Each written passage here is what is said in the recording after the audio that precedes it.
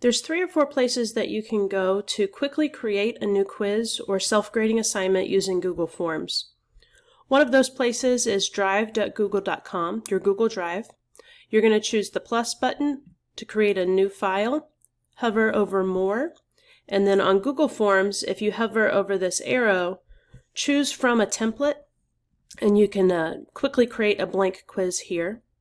In this education section, the assessment template is also already set up to be a quiz or a self-grading assignment. Another place you can go to get these options would be forms.google.com, which is technically docs.google.com/forms, but you'll see very quick prompts to start a form from the top, and you can expand the template gallery if you don't see the blank quiz there. You might already have seen it, but you can choose blank quiz or the assessment that I mentioned. You can also create a blank quiz or a new self-grading assignment through Google Classroom if you're using that. You would go to the Classwork tab, choose Create, and Quiz Assignment, and it's created a new Google form for you that's a quiz. You can click on that, it'll open in a new window, and you can start editing.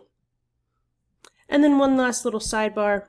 When you're looking at these templates to create a new Google form that we got to either from Google Drive or forms.google.com, if you wanted to use one of these templates and make it into a quiz, you can certainly do that.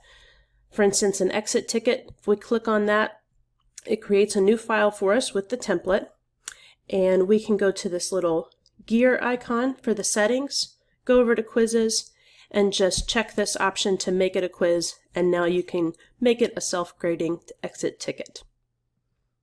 Alright, so those are 3 or 4 ways to create a new Google quiz or self-grading assignment.